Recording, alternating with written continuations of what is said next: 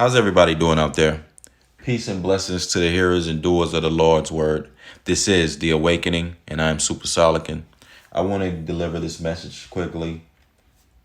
Slavery and the Bible. Slavery and the Bible.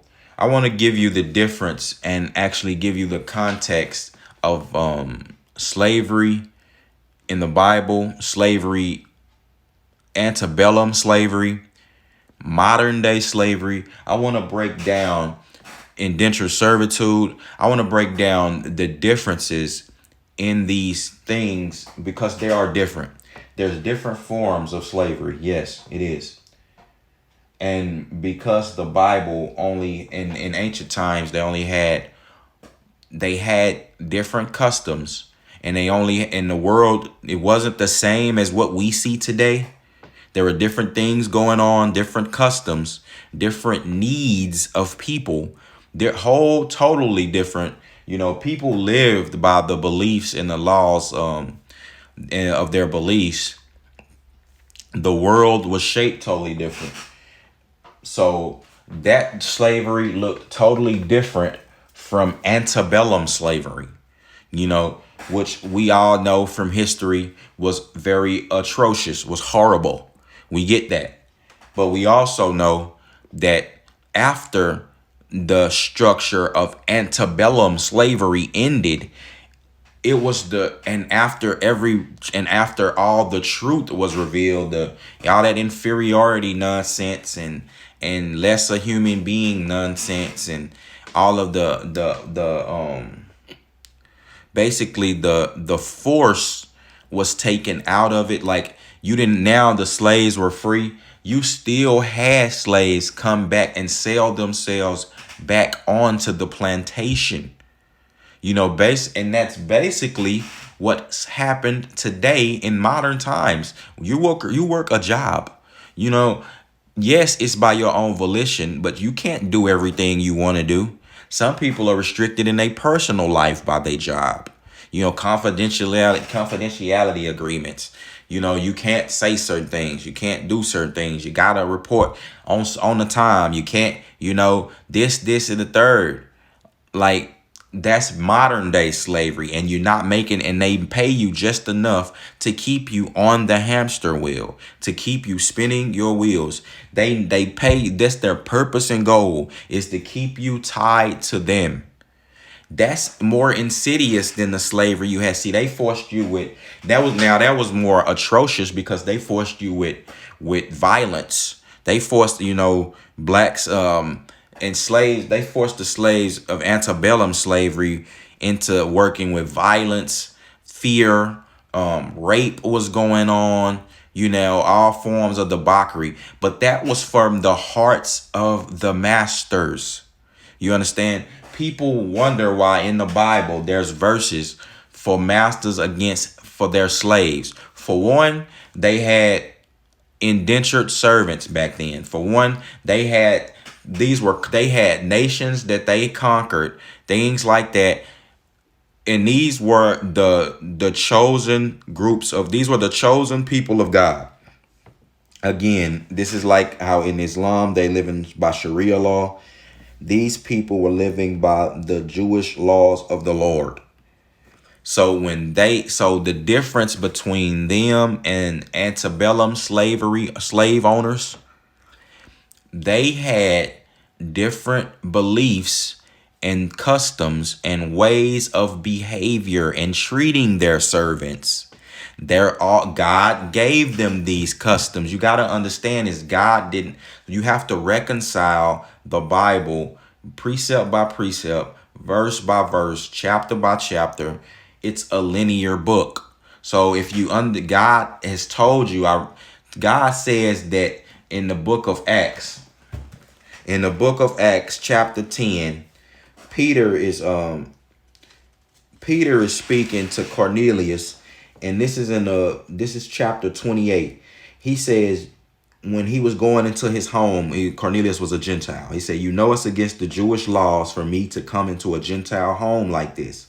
But God has shown me in a vision that I should never think of anyone as inferior. So that crushes the teachings and the indoctrination of antebellum slavery, because it was built on you being inferior. It was built on another group of people being inferior and being and being ordained to be subjugated by another group. That's false. So we already know that from the Bible. So you can't say God ordained slavery or something like that. Yes, I mean, he allows it. Just like everybody, he allows everyone to make the choice on this earth that causes all manners of sin and pain and hurts. The Holocaust, like, yeah, God was on the throne when that occurred. You understand? But that happened to that happened to the Jewish community. So like, let's be real. Like, God doesn't discriminate, but he, and people always have the choice to do good or evil. But the difference is he gave his people laws on how to govern slaves and how to govern their servants. You understand? That's like you working for these big companies. They don't have, like, unless you work for Chick-fil-A, they don't have God. They not governed by no laws of God. They don't even think about that when they come time to fire you after you didn't put in 25 plus years. They don't think about that. They don't think about God when they need to downsize or get rid of something. Nah, they, like I said, unless you work for Chick-fil-A or some God fearing company where the CEO, has built his business on that, then otherwise you working for a modern day slavery system. That's it. And you could be gone like I said, they only pay you just enough, and you could be gone like this. The only difference is they just don't enact violence they don't enact violence on you directly. Like, let me give you this Bible verse. Slaves, this is in the book of Ephesians, chapter 6, verse 5 through 8. Slaves, be obedient to your human masters with fear and trembling, in sincerity of heart, as to Christ, which is Paul. Like, and this is where people take that out of context. They make it seem like Paul is condoning slavery, or that he's speaking to slaves that he never even met, like in the future. No, he's talking about the people right then and there, in the times right then, right there. The people were slaves. Like, again, the times were different. Understand, listen to me. The world was different. Times were different. This is just like Paul speaking to you. So in context, this is like Paul speaking to you right now who work for Aldi. You work for Aldi. You work for them 40, 60 hours a week. You don't get overtime. And if you do something they don't like, you will get fired. It's in the contract. They can fire you with no scrutiny. You're basically a modern day slave. It's no offense. Look, I work a job. It's not a problem. I understand. Or indentured servant, you could say. All right, that sound better, indentured servant. You understand? And what Paul is basically telling you, to be obedient to your human master with fear and trembling, in sincerity of heart, as to Christ. God is basically just telling you, Paul's basically just telling you to humble yourself. And God is speaking through Paul in his word. That's all that means for you, is to humble yourself. Don't be, actually be obedient to your boss. You should be, you are anyway. You try to act like, that you're not. You are anyway. Like, but you should do that. And Paul is saying you should do that like unto Christ. And what that will do, that's going to gain you favor, not only with God, that's going to gain you favor with your human master or your boss. You understand? And then, like, when you hear that word master, like the word, this is just what the context of the word. You understand? This is the context of the times back then. Because, again, there were slaves back then, and there were going to be. There was nothing you could do about it. There was nothing Paul could do about it. That was the way life was governed. then. You had slaves to do the stuff. Me and conquer thing. There was nothing Paul could do about it. This were things of human nature, and that's not something that God ordained. God told you what in the Bible. I just told you the verse what Peter said. God told Peter that no man should ever be looked at as inferior. This is what the vision personally, like God personally came to Peter and said, let me check you on something. Personally. You can eat the laws, the Jewish custom laws that we established all about eating that food. Look, don't worry about that. Eat what you want. What comes, because what defiles you is not what you eating, it's what's in your heart. God is now coming to remove all of the laws. He saw that those laws weren't helping people. The people couldn't even hold up to him. So that's why he gave you Jesus Christ, so we can renew ourselves in the image of Jesus. And God will look on that image, us trying to be like Jesus, and be like, oh, okay, now I can excuse you. You understand?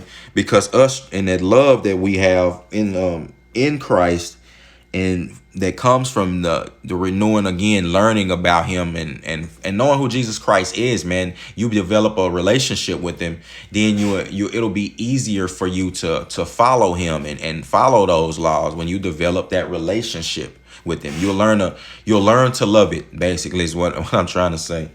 But you have to reconcile both verses. You have what Peter told you in Acts, and you also have what Paul is saying in Ephesians in 6 verse 8. They're not contradicting each other. Paul and Peter is not on two different wavelengths. No, Peter is speaking from God. God told Peter no man is inferior. Paul is telling you that slaves though that are existing at the time, those slaves then, he's giving them the etiquette and the attitude that God wants them to have. You understand? So in these times, people weren't slaves forever. You know what I'm saying? Like some people in antebellum slavery, they died slaves. These people here weren't slaves forever. In these times, like indentured servitudes can get free. There was actually other Jewish custom laws to where you had to release them and then give them something to get on their feet to establish their own life. You understand? So slaves weren't. So in turn, for this mindset that Paul says in Ephesians, gives them the ability to be able to make it to their free, to the point where they retain their freedom. They're gonna gain favor with their masters by this mindset that Paul is giving them. You know, unlike slaves who want to be like basically like slackers on the job. You know, slackers on the job. People who setting up trying to plot. They plotting. You know, and I get that. Like with antebellum slavery, that was totally different, and I already gave you the differences. You know, like when they found out, when black people found out how to read, they learned the truth that they weren't inferior and that they should have never been subjugated like that. So that's the difference. In ancient times, again, these were people who just didn't have any, who otherwise would have been dead. Otherwise, they would have had no provisions for them, probably got killed by marauders, probably just died of starvation, and that would be that. It's the same way today that now you sell yourself to these companies. You give them your time, like I said, your energy. Sometimes it's so much stress, it's nearly killing you. You give them all, you even give them some of your personal life. Like you have to worry about the job outside of your personal life. And you do all of that because without that, you would not be able to eat. You would not be able to go pay your bills. You basically would not be able to survive. So wouldn't you not? So you have to follow certain rules in order to keep that job. You have to, at least, and for the most of us, at least while you're there. And what God is saying is that you should be in the book of Ephesians. What he told, like Paul told you this, and God gave Paul this word, says slaves should be obedient to your human masters with fear, trembling, and sincerity of heart. You should be sincere. You don't have to be lying to your boss. Oh man, I'm sick. Knowing you ain't doing nothing but watching some Netflix. You know what I'm saying? That comes with you. You should, and you know, a lot of people like don't listen to what I said and just act like that's something. Oh, just because you hear those words, you act like you so disingenuous. You're like, oh, see, that's condoning slavery. Look, the law say be obedient to your human masters with fear and trembling. You fear to lose your job, don't you? Let's be real. If you fear to lose whatever job you got, and whoever hear this word, understand you. I know you fear to lose that job. You tremble like if you were to lose that job, your pension, all that, man. You like that's a scary thought, right? So what's the difference? Like, why shouldn't people, like I said, who in these times otherwise would have been dead?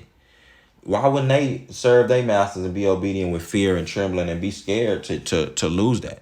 Like God didn't even have to tell them to do it. That's something that just came naturally to a lot of people then. So that's the difference of the times. You had ancient slavery. You know, we also know that in the with Moses in the book of Exodus, and this is in the book of Exodus chapter 1. Let's just start how this. Let me give you this. This is because this is a powerful verse and topic on slavery here from the Bible. This is the list of the sons of Jacob who accompanied him to Egypt with their families: Reuben, Simeon, Levi, Judah, Issachar, Zebulun, Benjamin, Dan, Naphtali, Gad, and Asher. So the total number who went with him was 70. For Joseph was already there. And in due season, Joseph and each of his brothers died, ending that generation. Okay. Meanwhile, their descendants were very fertile, increasing rapidly in numbers, and there was a veritable population explosion, so that they soon became a large nation, and they filled the land of Goshen. All right. So this is the Hebrews. They've already expanded, and they were in the land of Egypt though. They remember they had went there. I just explained that to you. So they expanded their population in the land of Egypt. Then eventually a new king came to the throne of Egypt who felt no obligation to the descendants of Joseph. He told his people, the Israelis are becoming dangerous to us because there are so many of them. Let's figure out a way to put an end to this. If we don't, and a war breaks out, they'll join our enemies and fight against us to escape out of the countries. To escape out of the country. So what was the solution to that? The Egyptians made slaves of them and put brutal taskmasters over them to wear them down under heavy burdens while building the cities of Pithom and Ramses as supply centers for the king. But the more the Egyptians mistreated and oppressed them, the more the Israelis seemed to multiply. And the Egyptians became alarmed and made Hebrew slavery more bitter still, forcing them to toil long, hard in the fields and carry heavy loads of mortar and brick. So that tells you a couple of things. For one, it lets you know that slavery is what I told you. Slavery is a condition of sin. Slavery is a human condition. You understand? You have people working today for their own and they company practice or for their own purposes. Oh, and it's worse than just the jobs over here. You have people working in sweatshops. People are working in a sweatshop and they probably get mistreated over there. In the third world countries where they work, and I know they do. They get mistreated by the bosses. Harassed. You think they can go get a lawyer over there? But again, what you learn from this is that the king of Egypt, he just decided to do that on his own. He decided that. He didn't get no message from God saying, put these people into slavery. No, he just did that on his own for the reason that he saw the Israelis getting too big. And, he wanted to put them into slavery to start making, weighing them down, putting them on a heavy burden. What do you think that's done to you by your president in the country that you in? Your people are thrown into a modern day slavery system where the burdens and things you have to pay for, and the fact that your jobs will not pay enough and you don't have enough time to do everything, that puts a burden on the people. And in turn, that allow you to be more easily controlled, less free. You're not going to be free to think like you want to think, to be as creative as you want to be. And that's just how it works. So the Pharaoh also, the king of Egypt, instructed the Hebrew midwives to kill all the Hebrew boys as soon as they were born, but to let the girls live. Again, this is something that God never ordained, but this is what this king chose to do. Now, we all know that once God saw this and saw the oppression of his people, the Israelites, what did God do? He came to Moses and told him, it says, he came to Moses in a burning bush, and he told him to go to Pharaoh, and he told him to go to Pharaoh and free his people. Now, at the end of the day, he knew that Pharaoh wasn't going to do this. It says Moses returns to Egypt, and this is chapter 5 in Exodus, let's go to verse 22. And it says, God says, then you are to tell him, Jehovah says, Israel is my oldest son, and I will have commanded you to let him go away and worship me, but you have refused, and now I will slay your oldest son. God told Moses that, first of all, he told him that Pharaoh wasn't gonna let the people go. Like, he told him that God said he was gonna make Pharaoh stubborn. It says in the verse right before that, it says, Jehovah told him, when you arrive back in Egypt, you are to go to Pharaoh and do the miracles I have shown you, but I will make him stubborn, so he will not let the people go. God said that he's going to make him stubborn. So these things are God ordains everything that goes on the earth. Like, by human choice, he doesn't stop human choice. He doesn't do that. Sometimes he intervenes. Sometimes he does that. This is called miracles. And he also, has favor upon his believers. But God does not stop these things that men do. In turn, he uses them. You understand?